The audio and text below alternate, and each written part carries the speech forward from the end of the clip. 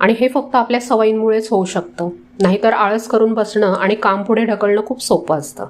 त्याच्यामुळे पुढे जाऊन शेवटी आपल्यालाच त्रास होतो. माझी पुढची सवयसुद्धा तितकीच महत्त्वाची आहे. ती म्हणजे शक्य तितकं घरचं जेवण खाऊ घालणं. कारण ही गोष्ट फक्त आपल्याशी नाही तर संपूर्ण कुटुंबाशी रिलेटेड असते. विशेषतः मुलांशी, आपल्या आरोग्याशी. तुम्हीसुद्धा हे नोटीस केलं असेल की आपल्या स्वयंपाकाच्या प्लॅनिंगमध्ये थोडाही गोंधळ झाला की पूर्ण दिवस डिस्टर्ब होतो. सगळं वेळापत्रक हलतं. मग काम वेळेवर होत नाही, जेवणाला, टिफिनला एकतर उशीर होतो किंवा शेवटच्या क्षणी बाहेरचं जेवण ऑर्डर करावं लागतं किंवा मुलांच्या डब्यात पॅकेटमधलं काहीतरी बिस्किट वगैरे भरून द्यावं लागतं. बाहेरचं खाणं ऑर्डर करणं हा सगळ्यात सोपा पर्याय आहे आणि बदल म्हणून कधीतरी ठीक पण आहे. पण दर 2-3 दिवसांनी बाहेरचं मागवणं ही सवय होणं काही बरोबर नाही. एकदा का बाहेरच्या मसालेदार जेवणाची चटक लागली की मग घरचं साधं जेवण बेचव वाटायला लागतं. विशेषतः मुलांच्या बाबतीत बोलायचं तर आजकाल त्यांच्यासाठी प्रत्येक गोष्ट खूप कन्व्हिनियंट झाली आहे. 10 मिनिटात डिलिव्हरी, सगळ्या गोष्टी इन्स्टंटली अवेलेबल, सवयी बिघडायला वेळ लागत नाही. त्यांच्यामुळे झालंय असं की हळूहळू त्यांचा पेशन्स आणि गोष्टींची, वस्तूंची त्यांना असलेली व्हॅल्यू कमी होत चालली आहे. म्हणूनच मी प्रयत्न करते की शक्यतो त्यांना घरचं साधं, हेल्दी आणि पौष्टिक जेवण द्यावं. शक्य तेवढं जंक फूड घरात आणणं टाळायचं असा माझा प्रयत्न चालू आहे.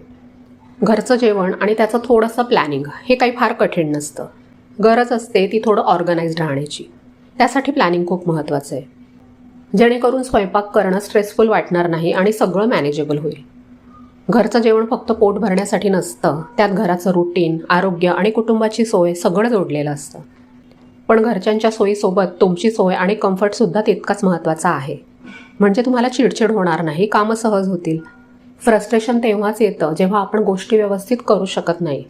मग थोडी पूर्वतयारी असली, शेंगदाण्याचं कूट, लसूण खोबरं किंवा मग तुमच्या पद्धतीच्या स्वयंपाकात जी काही पूर्वतयारी असेल ती करून जर तुमचं जेवण बनवायचं काम सोपं होत असेल, फास्ट होत असेल तर ती जरूर करून ठेवा.